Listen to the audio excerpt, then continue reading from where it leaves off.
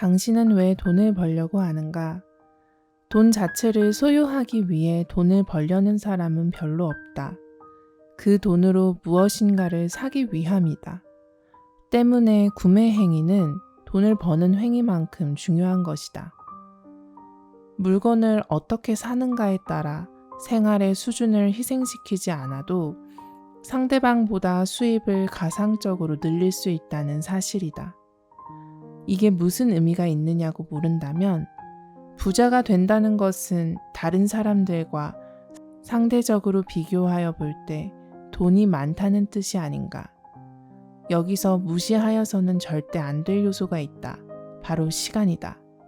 결국 더 싸게 살 수 있는 길을 불편하지만 찾아 나설 것인지, 아니면 편리한 구매를 택할 것인지의 선택 여부는 당신의 시간이 어떻게 사용되고 있는지와 관련된 문제이다. 이러한 선택은 물건 구매에만 적용되는 것이 아니다. 부동산을 구입하고 나서 등기를 직접 할 것인가, 아니면 법무사에게 의뢰할 것인가 같은 서비스 영역도 그대로 적용된다. 당신 스스로 불편함을 감수하고 시간을 투자해 직접 알아보고 결정한다면 언제나 당신의 지출은 편리함을 택하는 사람들의 지출보다 적게 이루어진다. 내가 이해가지 않는 것은 월급 이외에는 특별히 돈 나올 구멍도 없고, 그렇다고 해서 자기 개발에 열심이지도 않은 사람들이 돈이 절약되는 불편함보다는 돈을 더 지출해야 하는 편리함을 택하는 경우이다. 이러한 태도는 개인이나 가정에게만 있는 것이 아니다. 수많은 기업의 구매 담당자들 역시 그런 태도를 갖고 있음을 나는 안다.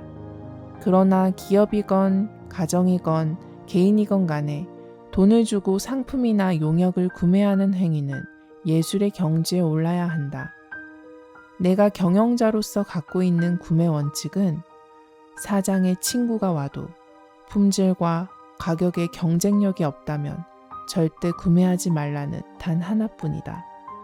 이제 어떻게 해야 물건을 싸게 구입할 수 있는지를 알아보자. 첫 번째, 직접 할 수 있는 것들을 늘려나가라. 앞에서 이야기했듯이 편리하게 돈을 주고 사람을 사서 일을 시키는 대신 불편하지만 본인이 직접 하는 것을 배워나가라. 예를 들어 자가용 운전자들은 엔진 오일을 교환할 때 대부분 정비공에게 전적으로 맡긴다. 왜 정비공 옆에 서서 지켜보지 않는가? 자기 눈으로 직접 보아야 한다. 부자가 아니라면 엔진 오일을 사다가 직접 교환하는 것이 좋다. 그런 식으로 배워놓는 것들이 나중에 장사나 사업을 할 때 엄청난 자양분이 된다는 것도 알아두어라. 두 번째, 구매 시점을 파악하라. 야채나 식품처럼 신선도가 문제가 되는 상품들은 문 닫기 얼마 전이 가장 싸다. 물건을 쭉 늘어놓았다가 문 닫기 직전 정리하여야 하는 물건들 역시 정리 시점이 싸다. 각종 전시회에서 판매되는 물품들 역시 전시 마지막 날이 가장 싸다. 이 정도는 대부분 알 것이다. 보석은 어떨까? 설날이나 추석 직전 혹은 말일경에 싸다. 만기가 되어 돌아오는 어음, 종업원, 월급, 점포 임대료 등으로 인해 보석 상인이 그때가 가장 돈이 필요할 때이기 때문이다.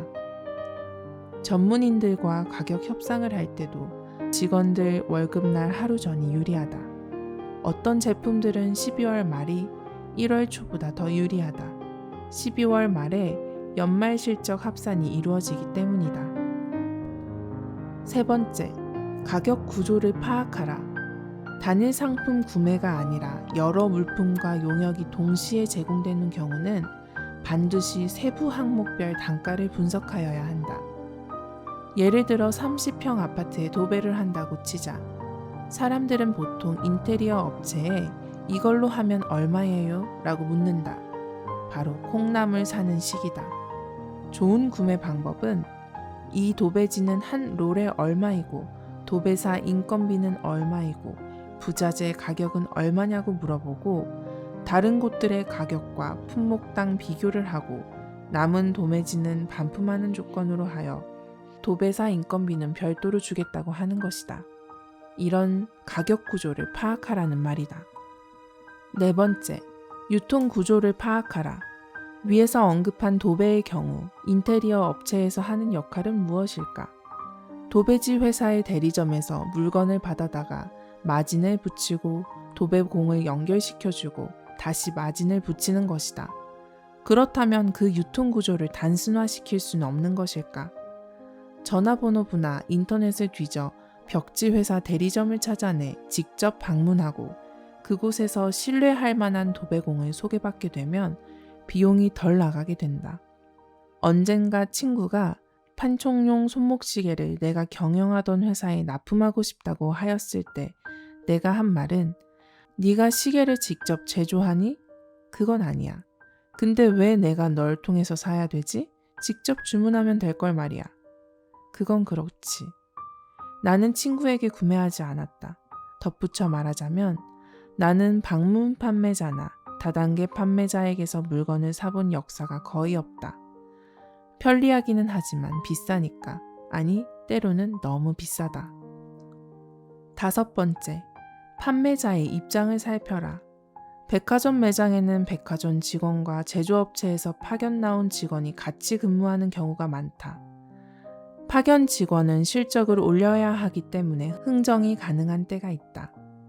장기 임대 매장을 갖고 있지 않고 임시 특별 매장 형태로 들어온 사람들의 경우는 대부분 협상이 가능했다. 여섯 번째, 현금을 지불하라. 신용카드를 사용하면 국세청은 좋아하지만 당신에게는 손해인 경우가 더 많다. 가격 비교 사이트에서 나온 최저 가격을 직접 상점 주인에게 제시하면서 현금을 준다고 말해보아라. 그 가격보다 싸게 구입할 수도 있다. 현금 지불을 싫어하는 주인은 이 세상에 존재하지 않는다. 카드나 현금이나 같다고 말하는 사람들은 모두 주인이 아니라 월급 받는 점원이다. 주인과 직접 협상하면서 현금으로 지불하라. 카드는 판매 회사의 오너를 만나지 못하는 상품을 살 때나 사용하는 것이다. 어떤 카드는 돈을 돌려준다고? 그래서 현금을 쓰는 것보다 유리하다고? 도대체 얼마를 돌려주는가? 일곱 번째, 마케팅 기법에 속지 말라. 벼룩시장에서는 모든 것이 다 싸 보이지만 천만의 말씀이다. 물건을 쌓아놓고 팔거나 흰 종이에 큰 글씨로 파격 세일이라고 써놓았다고 해서 당연히 싸게 파는 것이라고 믿으면 오산이다. 그게 다 당신 호주머니를 노리는 마케팅 기법이다.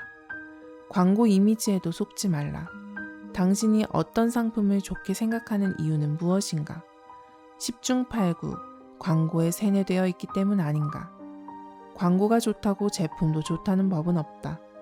게다가 광고는 당신의 마음을 어떻게 하여야 움직일 수 있는지만 연구하는 광고 전문가들이 만드는 것이다. 그런 광고에서 우리 회사는 당신의 믿음직한 친구가 되겠다. 아무리 다정하게 말하여도 그저 광고니까 하고 흘려버려라. 광고와 현실 사이에는 엄청난 차이가 있다. 여덟 번째, 판매자의 말을 그대로 믿지는 말아라. TV 홈쇼핑에서 진행자가 하는 말도 섣불리 믿지는 말아라. 지방 출장 중 호텔에서 밤에 우연히 CJ39 쇼핑 채널을 보았는데 샤프 50인치 PDP를 팔고 있었다. 진행자들은 설치 장소가 바닥이건 벽면이건 설치비는 무료라고 거듭 강조했다. PDP는 상당히 무겁기 때문에 벽면 설치 시 별도의 브라켓이 있어야 된다. 그래서 구입 희망자인 양 전화를 했더니 설치비는 무료지만 벽면 설치 시에는 브라켓 값으로 40만 원을 더 내야 한다는 것이었다. 방송에서는 벽면이건 어디건 돈 안 받고 해준다고 하더니 정정방송조차 나오지 않았다. 이게 판매자들이다. 나는 복사기나 자동차 같은 기계를 살 때 영업사원의 말을 조금도 믿지 않는다. 오히려 애프터 서비스 전담 직원들에게 물어보아야 어떤 것이 튼튼하고 좋은지 쉽게 알 수 있다. 아홉 번째, 상품 내용을 파악하라. 상당히 어려운 항목이다. 예를 들어 온열 치료기나 돌침대를 살펴보자. 도대체 그게 몇백만 원씩 할 근거를 나는 전혀 찾지 못한다. 이런 고가 정책 제품들은 건강 관련 제품들이거나 미용 제품들이 주류를 이루는데 그 종류가 하나 둘이 아니다. 정수기 하나를 놓고 보더라도 도대체 수돗물을 필터로 통과시켜주는 것뿐인데 비쌀 이유가 전혀 없음에도 불구하고 비싸게 팔리는 것을 보면 참으로 신기하다. 이런 제품들은 본사에서 가격을 철저하게 통제하기 때문에 대리점에서 싸게 팔게 되면 대리점 계약마저 취소시킬 정도이다. 10번째, 기본 기능에 충실한 상품을 찾아라. TV를 예로 들어보자. 화면 크기가 같고 화질 차이가 없지만 여러 가지 다른 기능들이 있다면 당연히 비싸다. 그렇다면 각 회사별 또는 모델별로 무슨 기능이 있는지 하나하나 비교하는 노력이 필요하다. 대부분의 전자제품들은 상대 회사와 경쟁을 치열하게 하기에 저가품을 내놓고 있으며 고가품과 기본 기능은 같은 경우가 많다. 비싼 제품들이 흔히 갖고 있는 부가 기능들은 당신이 몇 년에 한 번 쓸까 말까 하는 것들일 수가 있다. 11번째, 평상시에 가격 정보에 민감해라. 나는 광고 전단지도 종종 살펴보면서 물건값을 알아두려고 한다. 20년 전 특별한 기술이나 지식을 갖추지 않은 한 직원이 들어왔을 때 나는 그에게 이렇게 충고하였다. 당장 필요하지 않은 물건도 그 가격을 알아두어라. 휴일이면 남대문 시장과 숭례문 상가, 청계천 등에 정기적으로 가서 물건값을 확인하라. 밀수품 가격도 알아두고 중고 가격도 알아두어라. 적어도 그런 자료를 뽑아들고 다닌다면 바가지 쓸 염려는 없다. 특히 한국소비자보호원에서 나오는 월간 소비자시대라는 잡지 혹은 사이트는 상당히 유익한 정보들을 많이 제공해준다. 12번째, 협상해라. 사람들이 물건을 살 때 저지르는 대표적인 잘못은 가격 협상 시에 판매자가 기분 나빠할 것을 염려한다는 것이다. 아니, 돈은 당신이 지불하는데 뭐가 미안한가? 정찰제라고? 협회 가격이라고? 남들 다 그렇게 받는다고? 그건 판매자들이 정한 원칙이지 당신과 협의한 것은 아니지 않는가? 그러므로 절대 미안해하지 말고 협상하라. 하지만 나는 노점상의 물건은 절대 깎지 않는다. 물건이 같다면 큰 가게보다는 작고 초라한 가게에서 깎지 않고 산다. 한쪽에서는 멋진 쇼핑백에 넣어주고 한쪽에서는 검은 비닐봉지에 담아주어도 그렇게 한다. 하지만 사람들은 정반대로 행동한다. 한 가지 더. 내 아내는 백화점에서 식료품 등을 미끼 상품으로 원가 이하 선착순 초특가 한정 세일하는 곳에서는 줄 서서 기다리지 않는다. 그런 상품들은 절약을 하며 살아야 하는 사람들에게 구입 기회가 돌아가야 한다고 믿기 때문이다.